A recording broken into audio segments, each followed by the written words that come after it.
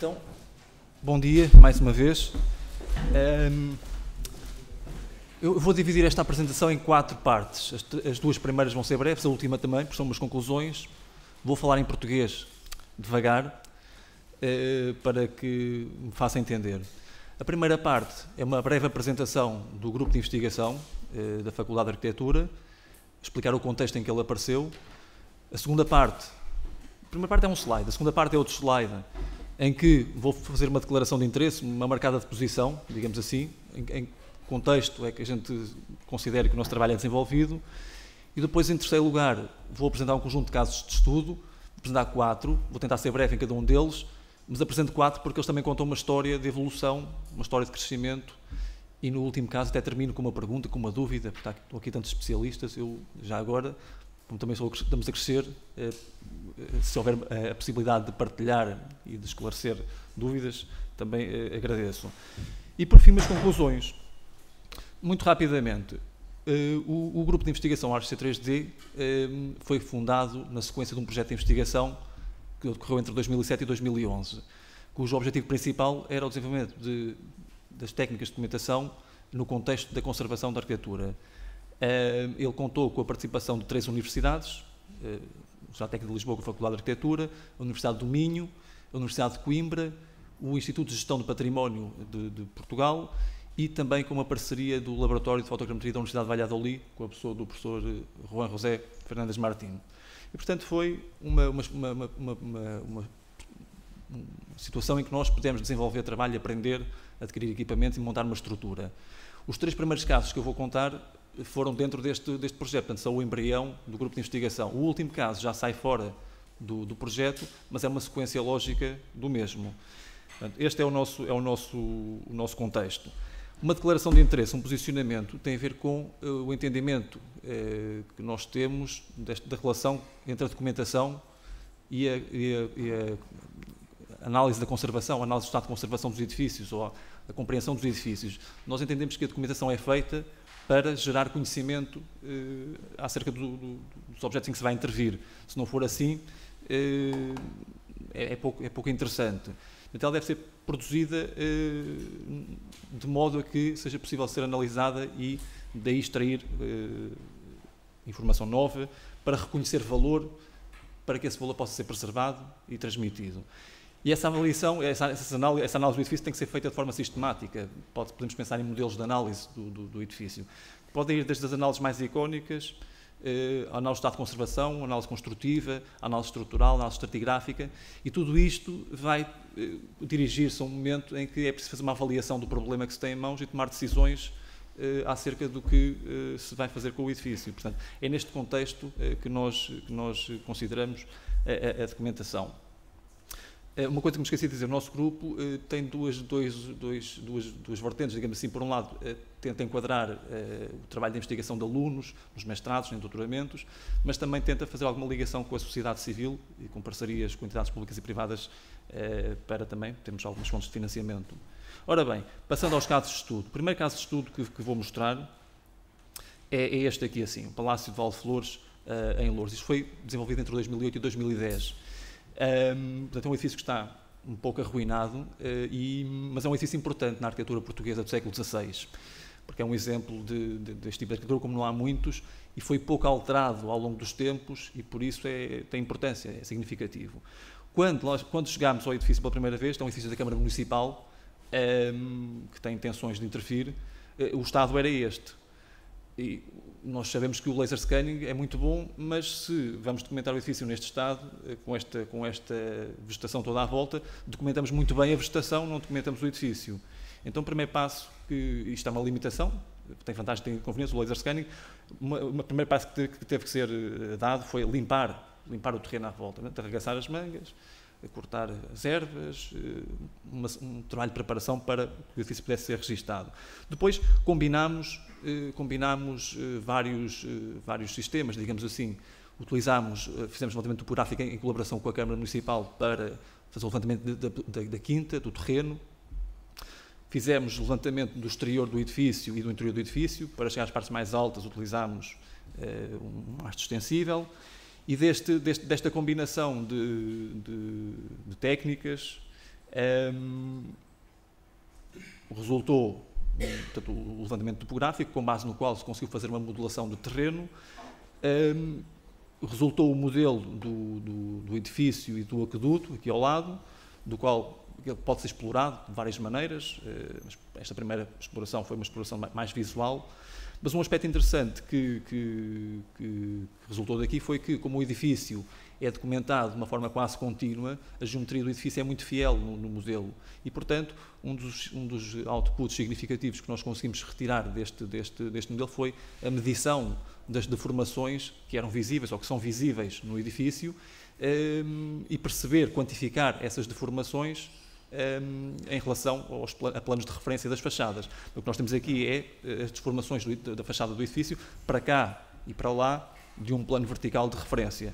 E, portanto, com isto conseguimos medir e ter uma noção mais correta do qual é que é o estado de deformação do edifício e, portanto, conseguimos avaliar melhor e intervir melhor.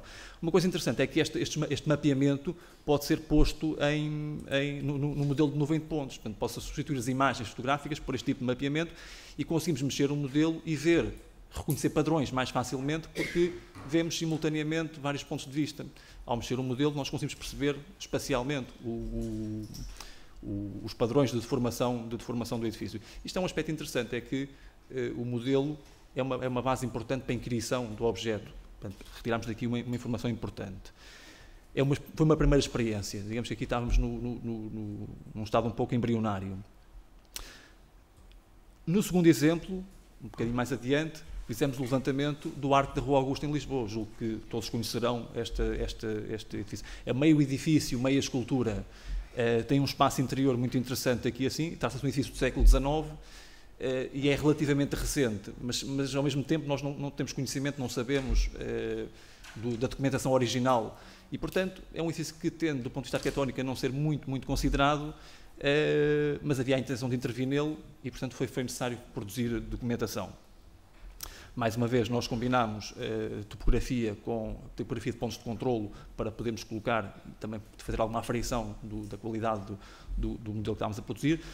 Trabalhámos da forma clássica, sob tripé, com o scanner no pavimento, e tivemos que utilizar uma plataforma elevatória para chegar às partes mais altas, porque se fizéssemos tudo do chão, teríamos problemas naturalmente com a documentação das partes superiores. Isto naturalmente que é complicado de gerir, porque chegamos à conclusão nestas alturas que toda a gente manda em alguma coisa. É a Câmara que manda na praça, é a polícia que manda no trânsito, é o IGESPAR que manda no edifício, é o serviço que tem a chave da porta para entrar, portanto é uma coisa complicada de gerir. Mas foi possível fazer. Depois, para além disso, há o tempo. Quer dizer, não é possível utilizar um sistema deste se estiver a chover, se estiver muito vento, não funciona. Portanto, foi uma gestão delicada, mas conseguiu-se, mesmo quando a plataforma estava bastante subida, no caso dos 35 metros, conseguiu-se boa qualidade nos dados recolhidos. Nós recolhemos mais ou menos cerca de 175 nuvens de pontos, interior e exterior, assemblámos essas nuvens de pontos e depois orientámos o modelo contra o levantamento topográfico. E o primeiro nível de documentação que a gente produz são as nuvens de pontos, são as imagens, são os desenhos. Como o edifício era todo monocromático, é todo o mesmo material, entendemos que a refletância do varrimento laser seria suficiente para dar a textura à documentação. Mas, como nós sabemos, cada nuvem de pontos tem sua textura, porque há ângulos diferentes, há distâncias diferentes, e cada nuvem de pontos cobre o edifício de maneira diferente. Então, se nós juntássemos as nuvens de pontos todas e extraíssemos uma imagem, não ia ser uma boa imagem. Então, a estratégia que seguimos aqui assim foi decompor para cada vista, para cada elemento que fomos desenhar, decompusemos isto em imagens parciais correspondentes a cada nuvem de pontos que incidem sobre o alçado, sobre a vista que vai ser produzida.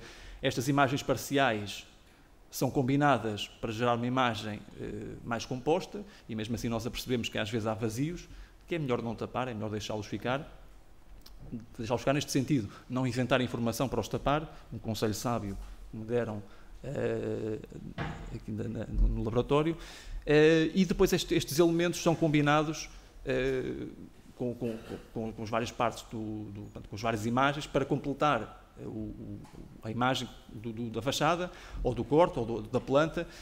E sobre estas imagens, com o auxílio de fotografia, também com o auxílio de desenho manual, de observação visual, pode-se proceder à produção dos planos, cortes e alçados. Mas é preciso ter aqui alguma atenção de coordenação, porque se nós temos uma equipa de 3, 4 pessoas a trabalhar, não é possível que as coisas sejam feitas de forma independente.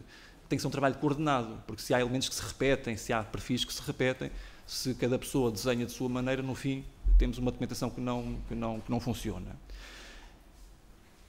Mas interessante foi aquilo que nós conseguimos depois perceber e descobrir acerca da geometria do edifício. Uma coisa que nos intrigava era as qualidades geométricas desta cúpula.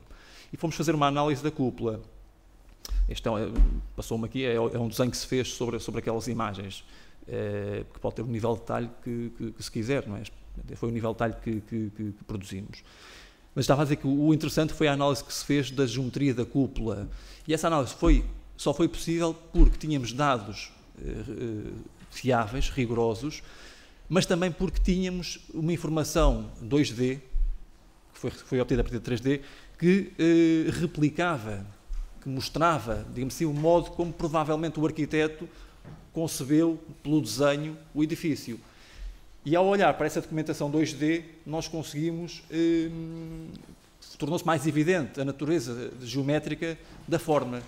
E o que nós conseguimos perceber foi que este arquiteto, que concebeu esta geometria desta superfície, afinal de contas era um tipo que era uma pessoa que sabia muito de geometria, da geometria mais avançada que havia no século XIX. E o que nós descobrimos foi que neste tramo aqui, da cobertura, que é esta zona aqui, nós temos um conjunto de superfícies, que são chamadas superfícies de conoide, que são concordantes entre si e cuja concordância só se consegue obter com um traçado geométrico muito exigente. Embora simples, exigente do ponto de vista daquilo que é preciso conhecer da geometria. Depois, foi possível modelar esta solução, vamos lá, teórica, e confrontá-la com o modelo tridimensional e verificar que, de facto, não tínhamos discrepâncias, ou muito pouco discrepâncias, entre a solução teórica, a conclusão a que chegámos, e o modelo 3D. O que temos aqui é uma modelação depois, pedra a pedra,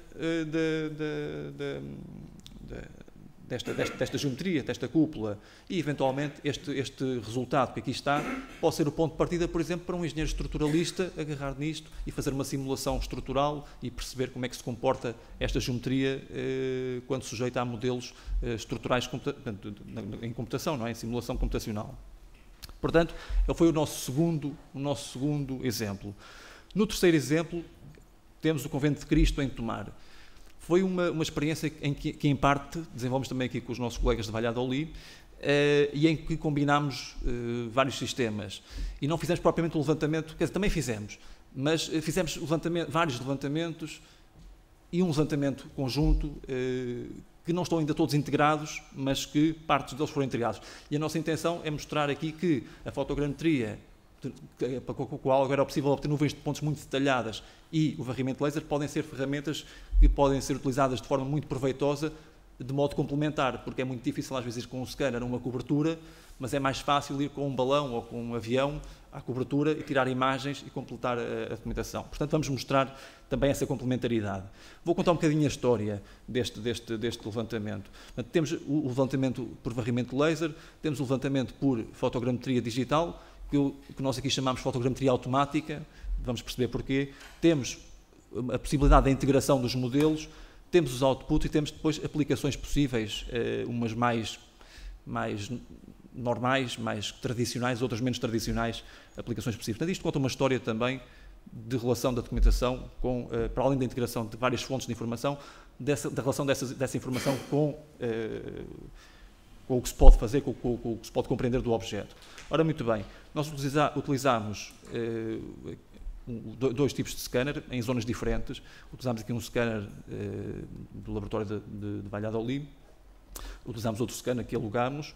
Este é um scanner de infravermelhos, este é um scanner de luz vermelha, ambos laser, claro, mas o facto de um ter um comprimento de onda nos infravermelhos e o outro ter um comprimento de onda no vermelho traduz diferenças na qualidade das imagens que vão ser obtidas. Essas diferenças são importantes.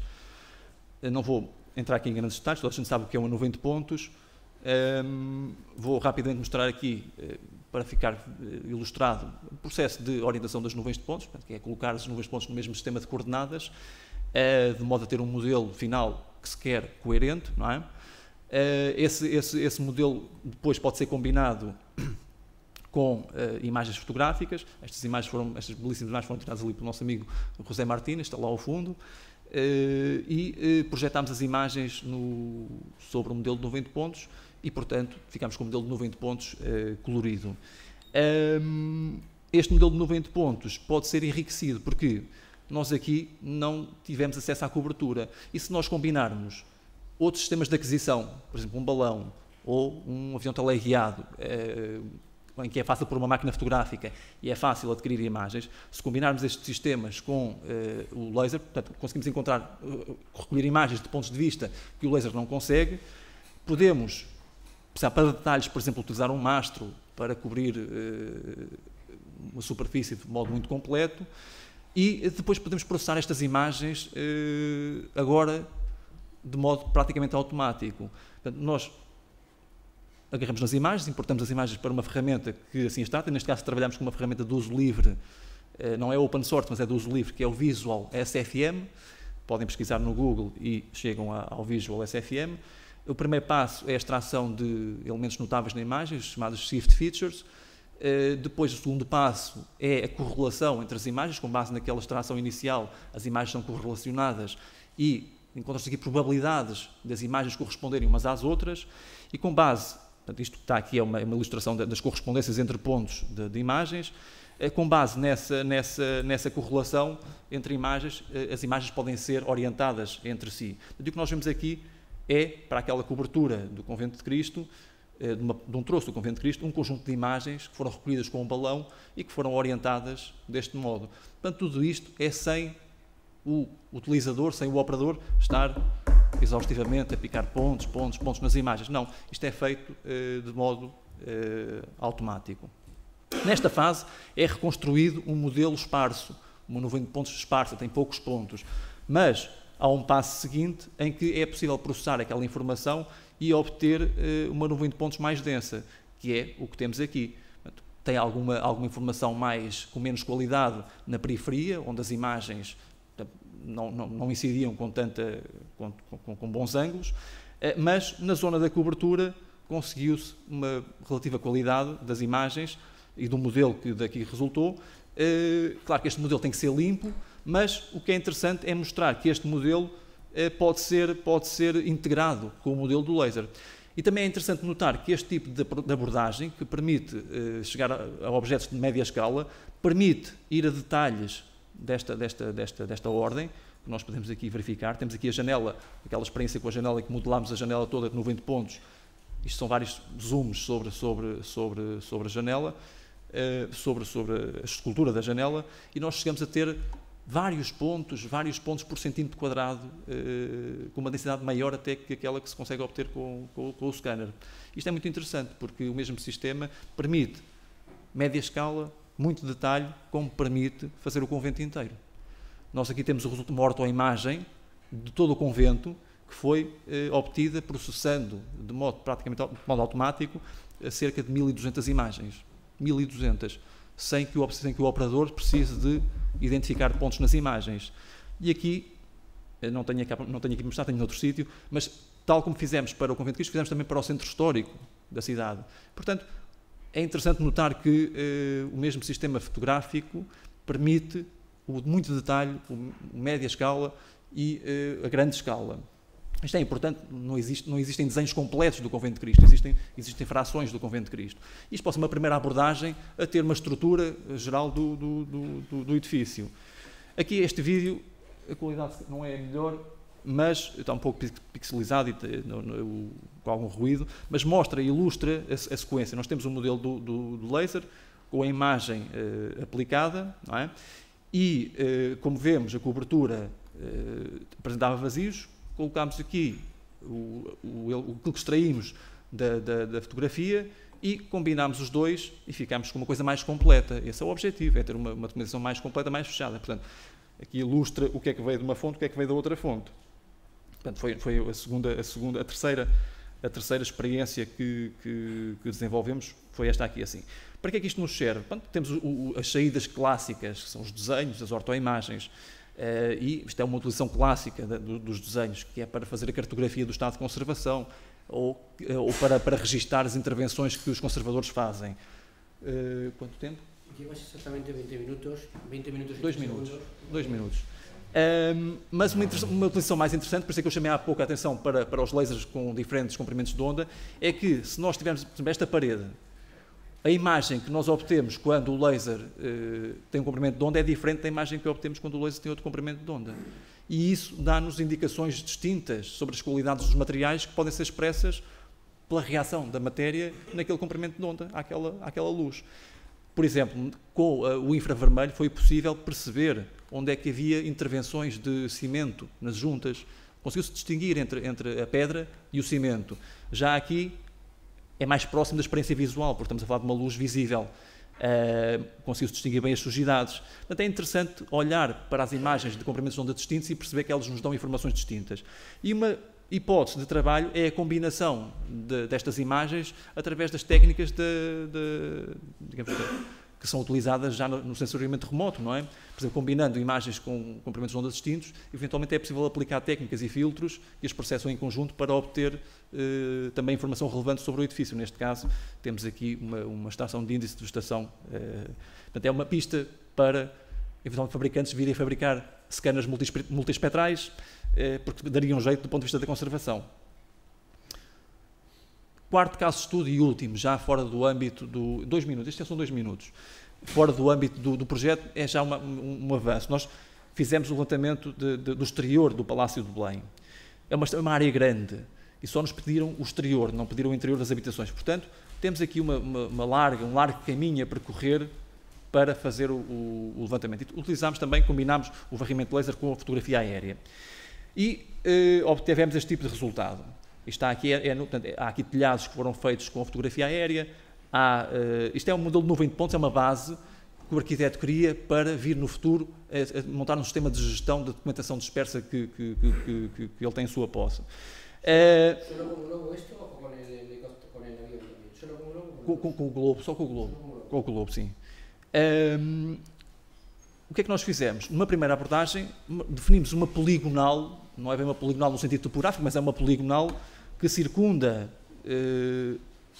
o objeto. O problema é que, ao fazer assim, como nós vamos fazendo orientações sucessivas, é impossível que no fim não venhamos a obter um erro.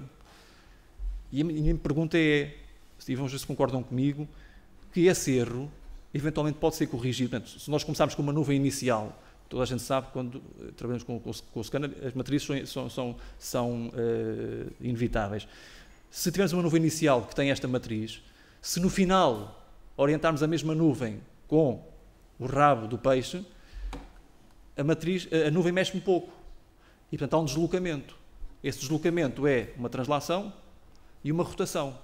E a ideia é distribuir este erro, verificando que não há erros grosseiros pelo meio, proporcionalmente a estes comprimentos aqui assim. Que é um processo que se utiliza em topografia e que eu acho que se pode utilizar também no varrimento de laser. Claro, este erro não pode ser 1 metro. Se for 1 metro é porque alguma coisa correu mal pelo caminho. Mas pode ser uma pista. Nós fizemos isto, já fizemos isto em 3 situações. E pareceu-nos que o resultado foi interessante. Sobretudo quando comparamos com a correção homóloga, por exemplo, com o MeshLab, que trata das nuvens todas em simultâneo. Parece-nos mais controlado. Deixar a discussão. Umas conclusões breves. Nós estamos habituados a que técnicas simples, como a retificação de imagem, é muito eficaz para muitas situações, e é verdade. Mas agora é também muito fácil tirar muitas fotografias e processá-las todas e obter imagens de boa qualidade. Com a vantagem de podermos ter, de facto, uma orto verdadeira. Portanto, isto é um ponto importante. Outro ponto importante é a complementaridade entre o scanner e a fotografia, que agora fica ampliada com estas novas técnicas. Também a questão da especialidade. O scanner exige mais do que a imagem. Uma moral para esta história toda. Isto é só importante se nós conseguirmos reconhecer, se isto ajudar a reconhecer valores nos objetos que estamos a documentar. Senão, serve para pouco. E claro, por fim, uma conclusão óbvia, que toda a gente sabe, que não há só uma técnica para resolver os problemas, há uma combinação cuja estratégia deve ser implementada em função do problema que se tem, não é? Com múltiplas variáveis a influenciar as escolhas. E, portanto, esta era a minha mensagem. Espero que tenha sido interessante. Fico a aguardar questões, ou não. E agradeço o convite mais uma vez. Obrigado.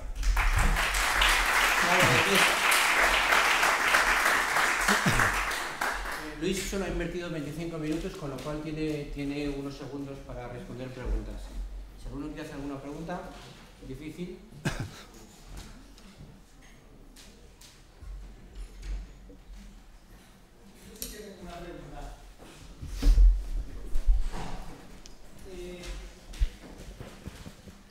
¿Con el globo lo hicisteis con globo cautivo o cómo fue el asunto? ¿Y de qué tamaño más o menos era el globo? É um globo de 8 metros cúbicos. Eu tenho aqui a imagem.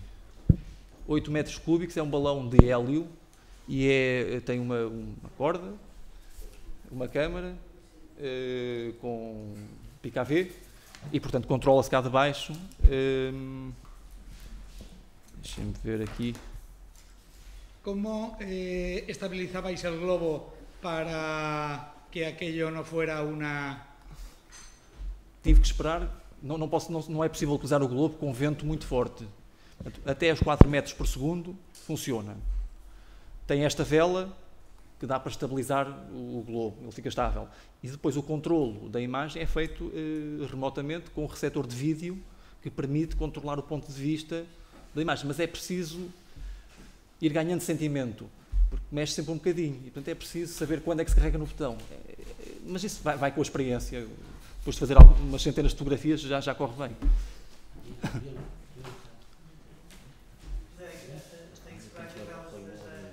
Não, que se houver um ligeiro vento, até é bom porque estabiliza. A corda está esticada, está uma pessoa a segurar a corda, o balão está mais ou menos estabilizado e depois orienta-se a imagem, tiram-se as imagens. Sí. El auditorio utilizar el